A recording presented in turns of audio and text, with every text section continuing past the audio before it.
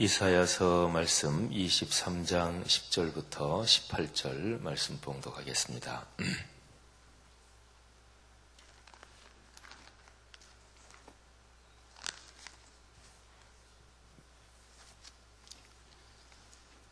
아, 10절부터 18절까지 말씀 우리 다 같이 봉독하겠습니다. 딸 다시스여 나일같이 너희 땅에 넘칠지어다. 너를 속박함이 다시는 없으리라. 여호와께서 바다 위에 그의 손을 펴사 열방을 흔드시며 여호와께서 가나안에 대하여 명령을 내려 그 견고한 성들을 무너뜨리게 하시고 이르시되 너 학대받은 처녀 딸 시도나 내게 다시는 희락이 없으리니 일어나 기띔으로 건너가라. 거기에서도 내가 평안을 얻지 못하리라 하셨느니라. 갈대아 사람의 땅을 보라. 그 백성이 없어졌나니 곧 아수르 사람이 그곳을 들짐승이 사는 곳이 되게 하였으되 그들이 망대를 세우고 궁전을 헐어 황무하게 하였느니라. 다시스의 배들아 너희는 슬피 부르짖으라. 너희의 견고한 성이 파괴되었느니라. 그날부터 두로가 한 왕의 연한같이 70년 동안 잊어버린 바 되었다가 70년이 찬 후에 두로는 기생의 노래같이 될 것이라. 잊어버린 바 되었던 너허 음녀여 수금을 가지고 성읍에 두루 다니며 기묘한 곡조로 많은 노래를 불러서 너를 다시 기억하게 하라 하였느니라. 70년이 찬 후에 여호와께서 두로를 돌보시리니 그가 다시 값을 받고 지면에 있는 열방과 음란을 행할 것이라. 그 무역한 것과 이익을 거룩히 여호와께 돌리고 간직하거나 쌓아두지 아니하리니 그 무역한 것이 여호와 앞에 사는 자가 배불리 먹을 양식 잘 입을 옷감이 되리라. 아멘. 그 두로하고 시돈 이 두 도시는요, 그 이스라엘의 북쪽으로 올라가면 있는 도시입니다. 예수님이 이 땅에 계셨을 때 두로와 시돈 그쪽 땅도 가셨던 적이 있습니다. 이스라엘 경계 밖으로 넘어가면 얼마 안 지나서 있는 도시지요. 오늘날 이스라엘 그쪽으로 가면 그 위쪽으로 가면 레바논 바로 위쪽에 붙어 있죠. 또 위쪽으로 올라가면 시리아. 그러니까 지금 그 내전이 일어나고 있는 시리아 이제 그쪽에 있는 도시입니다. 근데 그 두로와 시도는 해변가에 있는 도시인데 해상 무역을 굉장히 활발하게 하는 그런 도시였고 아주 성공적으로 해상 무역을 해서 큰 부를 축적한 그런 도시였습니다. 오늘 여기 말씀에 다시스가 나오지요. 이 다시스는 스페인 쪽에 있는 도시입니다. 그러니까 지중해를 완전히 저 서쪽으로 다 가로질러 가야 그래야 스페인이 나오잖아요. 그러니까 두로 시돈 거기에서 아주 먼 곳이지요. 그리고 그 당시에 스페인 이쪽은 땅 끝이다 이렇게 생각되던 그런 곳이었습니다. 지중해에서 스페인 그쪽으로 해서 더 밖에 바다로 나가면 그러면 대서양이죠. 근데 대서양에서 계속 서쪽으로 가서 그 콜럼버스가 아메리카 대륙 그쪽을 이제 땅을 처음으로 유럽 사람으로 밟게 되는 거잖아요. 그래서 그 당시에는 스페인은 땅 끝이다 이렇게 생각들을 했습니다. 사도 바울이 땅 끝까지 주님의 복음을 전한다 이런 소명을 가지고 스페인까지 가려고 계획을 하지요. 성경에는 서바나 이렇게 기록이 되어 있는 곳이 바로 스페인입니다. 근데 여기 다시스는 그 스페인 쪽에 있는 도시인데 두로하고 시돈 사람들이 그쪽에다가 해상 무역 식민지를 건설한 도시가 이 다시스입니다. 근데 이제 오늘 여기 본문에 다시스에 대해서 두 가지 그 표현이 나옵니다. 10절에 보시면 딸 다시스여 나일같이 너희 땅이 넘칠지어다. 너를 속박함이 다시는 없으리라. 그 다음에 14절 보면 다시스의 베드라 너희는 슬피 부르짖으라 너희의 견고한 성이 파괴되었느니라. 10절 말씀에서는 딸 다시스 그리고 더군다나 딸 이런 표현을 붙여서 부르면서 다시스에 대한 축복 또는 친근한 그런 표현이라고 얼른 들어오잖아요. 그리고 14절 말씀은 다시스의 베드라 슬피 부르짖으라 견고한 성이 파괴됐다 이렇게 얘기하니까 다시스에 대한 심판의 말이죠. 제가 조금 전에 설명드린 이 다시스가 두로 시돈 사람들이 와서 건설한 무역 식민지다 이렇게 생각하면 이 말이 이해가 되고 풀릴 수가 있습니다. 그러니까 다시스 거기 원주민들은 별로 안 좋을 거 아니겠어요, 그죠? 다른 힘센 사람들, 돈 많은 사람들이 와서 식민지 건설하고 그랬으니까. 제가 강원도 대관령에서 목회할 때 그 용평 스키장 그게 처음 개발이 될 당시 그때 제가 이제 거기에 있었는데 그 횡계 시내가 있고 횡계 시내에서 쭉 더 들어가면 이제 용평이 있거든요. 근데 용평 스키장 처음 건설할 때 이제 그 횡계에 사는 그 대관령 주민들이 기대를 좀 했습니다. 용평 스키장 건설하면 그러면 대관령 그 횡계 주민들도 뭐 경기가 활성화되고 뭐 장사도 잘 되겠지. 그러니까 용평 스키장 사람들이 손님들이 오면 아무래도 지역 사람들이 가게가 잘 될 거 아니겠어요? 그리고 그때 당시에 용평을 개발하는 그쪽에서도 하여간 그 횡계 주민을 최대한도로 배려하고 뭐 이런 얘기를 했어요.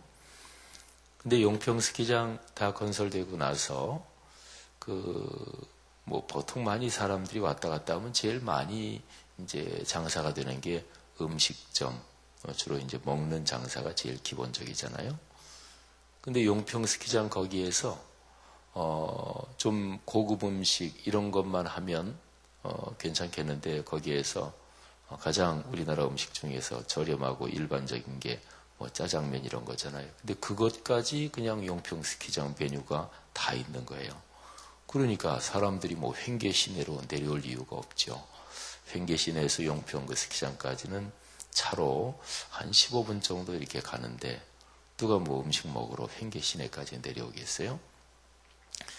그러니까 외지 사람들이 와서 개발을 할 때 그 지역에 사는 토박이 분들, 그 지역에 사는 현지인들이 같이 개발 이익을 좀 봐야 돼요. 그래야 그게 좋은 거잖아요. 또 자연스러운 거고. 근데 현지 사람들은 아무런 이익도 없고 외지 사람만 다 이익을 갖는다. 이렇게 되면 이게 이제 문제가 있는 거죠. 우리나라도 그런 경우가 많아서 어디를 개발한다 그럴 적에 거기에 원래 살던 사람은 뭐 개발 반대, 막 이런 데모도 하고 이러잖아요. 그죠? 인간 역사에서는 어느 사람이 잘 되는데 그런데 그 사람은 좋은데 다른 사람들은 이게 오히려 더 안 좋아진다. 그러면 그거는 별로 안 좋은 것입니다. 사람이 함께 더불어 행복해져야 이게 하나님이 원하시는 거고 또 그게 인간 사회에 좋은 거예요. 그래야 돈을 많이 버는 사람도 존경을 받으면서 돈을 벌고 존경받는 부자가 되는 것이지요. 오늘 여기 말씀에서는 상황이 그렇지 못하다 하는 것을 이 말씀 속에 암시하고 있습니다. 그러니까 다시스, 거기 원래 살고 있는 사람들, 그 사람들은 별로 좋은 게 없었다. 이제 그런 얘기죠. 그런데 두로와 시돈, 그 도시가 망합니다. 그 도시에 대한 심판의 예언인데, 그러니까 식민지를 건설한 그 사람들이 이게 망하니까 이 다시스 그쪽에 사는 사람들로 보면 말하자면 해방되는 거죠. 그래서 딸 다시스여, 너를 속박함이 다시는 없으리라. 그 얘기를 이제 그래서 하는 거예요. 그래서 나일같이 너희 땅에 넘칠지어다. 이 나일은 나일 강을 말해요. 근데 이거는 스페인 다시스 그쪽 얘기가 아니라 이 아프리카 북부 이집트 애굽 얘기거든요. 근데 이 애굽은 나일강 때문에 먹고 사는 나라가 애굽입니다.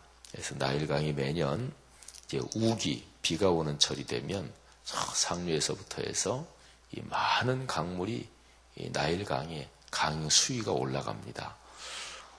홍수가 나면 보통으로는 안 좋은 거다 이렇게 볼지 모르는데 그 나일강 유역은 그렇지 않습니다. 물이 가능한 대로 많이 있어서 쉬운 얘기로 말하면 홍수가 나야 그해 농사가 풍년인 거예요.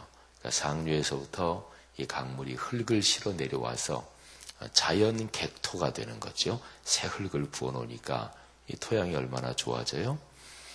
그래서 이제 이집트의 풍요로움, 그거는 나일의 선물이다. 이렇게 역사적으로 얘기했습니다. 아예 이집트, 애굽이라는 나라 자체가 나일강의 선물이다. 이제 애굽의 역사적으로는 그렇게 얘기를 해요. 이제 그거는 유명한 얘기니까 그 얘기를 끌어다가 이제 다시스에 대해서 얘기하는 거예요. 딸 다시스여, 나일같이 너희 땅에 마음껏 넘쳐서 이제 너를 속박하는 일이 다시는 없을 것이니까 마음껏 일하고 마음껏 소득을 벌고 마음껏 살아라. 뭐 이런 축복이죠. 11절 보면 여호와께서 바다 위에 그의 손을 펴사 열방을 흔드셨다. 그러니까 억압하고 압제하는 그런 사람들에 대해서 하나님이 손을 흔드시고 그 사람들을 치셨다. 이런 얘기입니다. 그러니까 14절에 나오는 다시스의 배들, 이거는 말하자면 두로와 시돈 사람들이 소유하고 있는, 그래서 다시스랑 무역을 하면서 모든 이익을 움켜쥐는 그런 배들을 말하는 거죠. 너희는 슬피 부르짖으라. 너희의 견고한 성이 파괴되었느니라. 자기들이 원래 사는 자기들의 고향 본거지 도시가 그게 이제 파괴되고 그리고 바벨론에 짓밟히고 뭐 이제 이런 얘기를 하는 거죠. 제가 지금까지 설명드린 이 말씀에서 우리는 아주 중요한 교훈을 꼭 마음에 새겨야 되겠습니다. 사람은 살면서 누구나 다 돈을 잘 벌었으면 좋겠다. 또 높은 지위에 올랐으면 좋겠다. 또 내 자녀가 잘 됐으면 좋겠다. 뭐 이런 소원은 누구나 다 가지고 있는 거지요.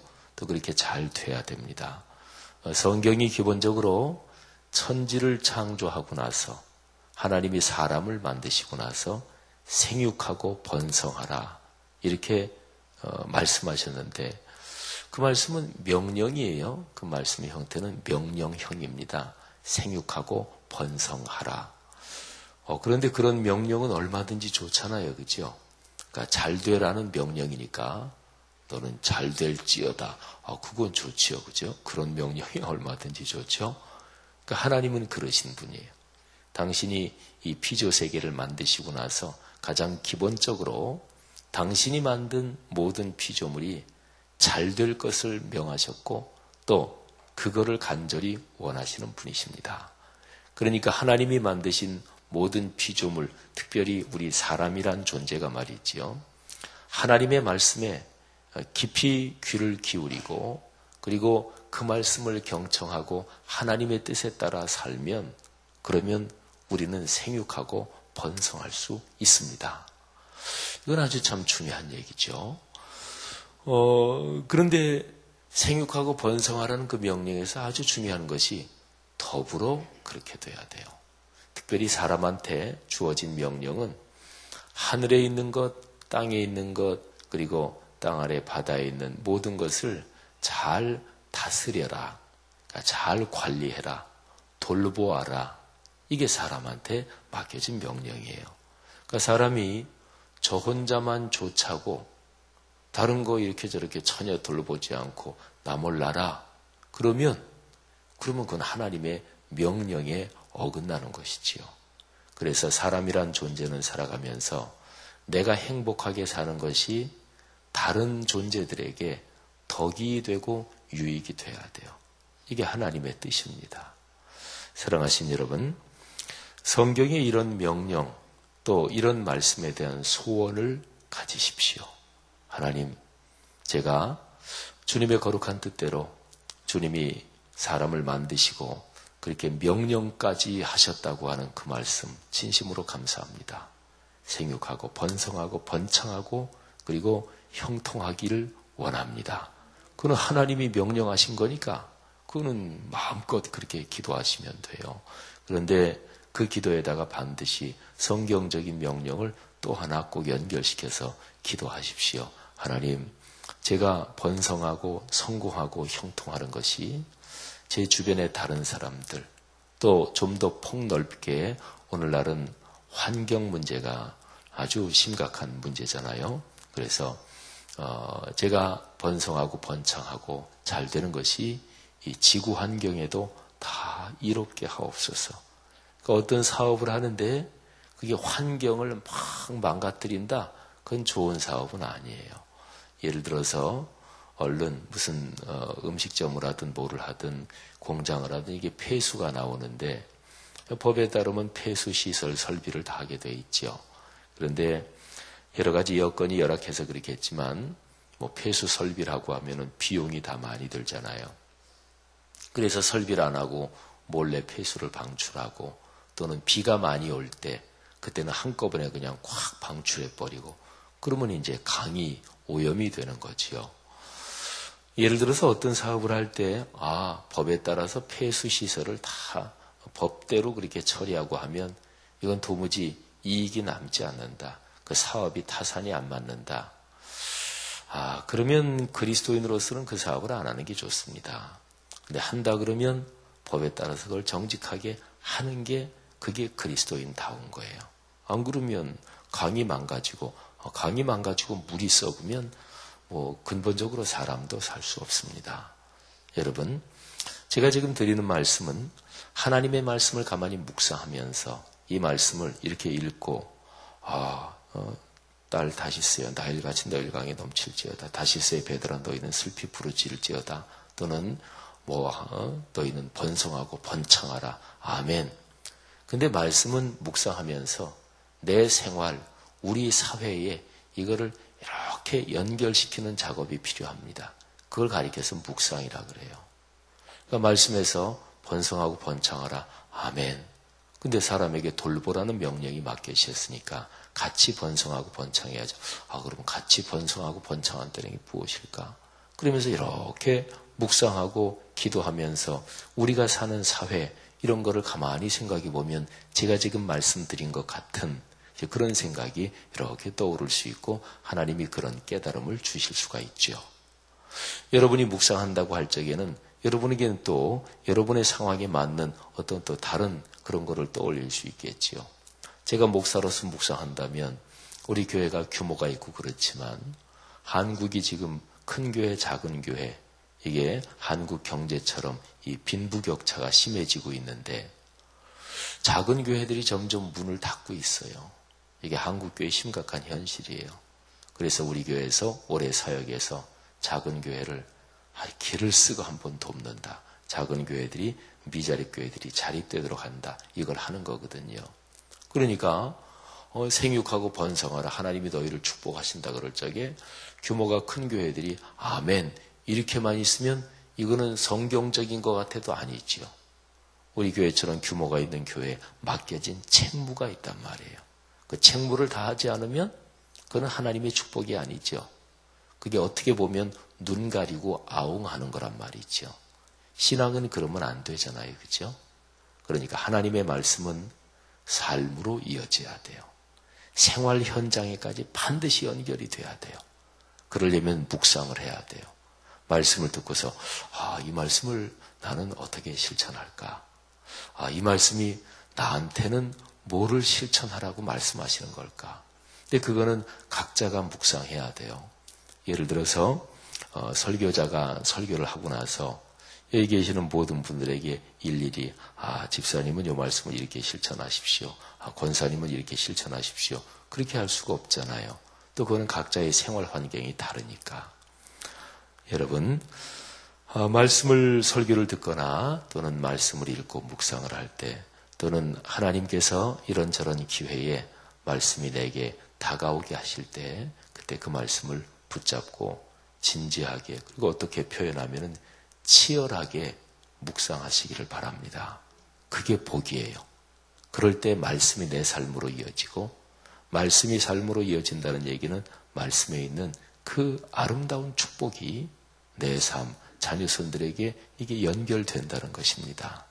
그런 축복이 있기를 축원합니다. 함께 더불어 아름다워지고 행복해지는 이런 그리스도인의 삶의 철학이 우리의 삶에 명백하기를 다시 한번 권면드립니다. 기도하겠습니다. 하나님 아버지, 은혜를 감사합니다. 오늘 이 말씀에서 주님께서 우리에게 권면하시는 그 귀한 권면 잘 듣게 해 주옵소서. 감사합니다. 축복합니다. 우리 사랑하는 성도들의 오늘 하루의 삶도 축복해 주시기를 원합니다.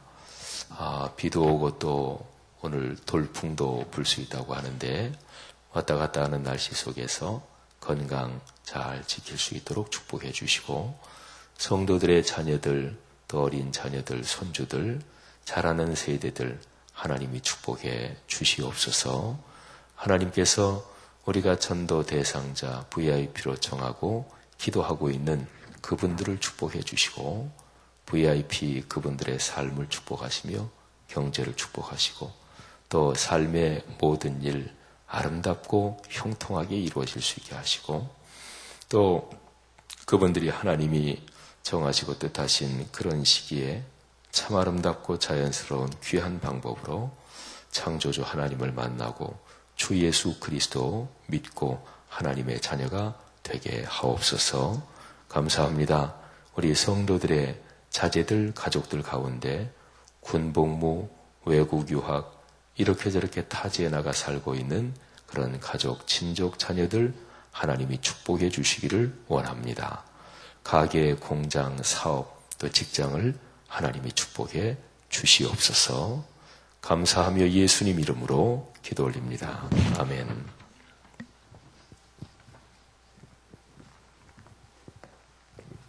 네, 귀한 말씀 감사합니다. 오늘 같이 들으실 공동기도문 2번 예배입니다. 기도하는 마음으로 같이 읽겠습니다.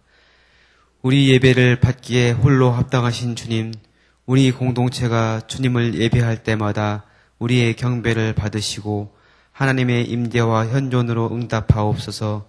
이 공동체에서 드리는 모든 예배를 축복하시고 예배하는 모든 성도가 성령으로 가득해져 그 거룩한 기운이 넘쳐 흐르게 하옵소서.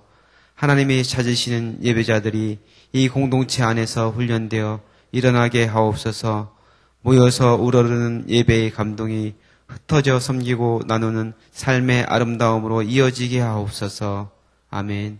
다시 주기도문 하시겠습니다.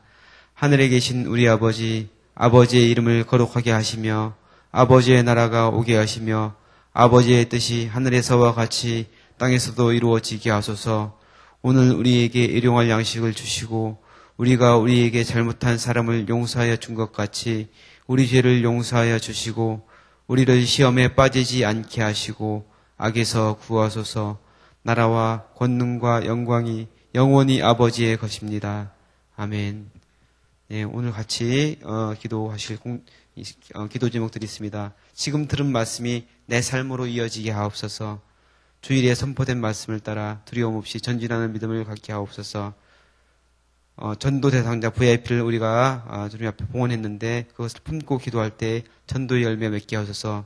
오늘부터 수요일까지 목회자 세미나가 이제 중앙성결교회에서 진행되는데 지영은 목사님, 강주민 목사님, 한기채 목사님 세 분이 공동으로 하십니다. 그 세미나 잘 되고 평신도 집회 은혜 중에 진행되게 하소서. 기도해 주시기 바랍니다.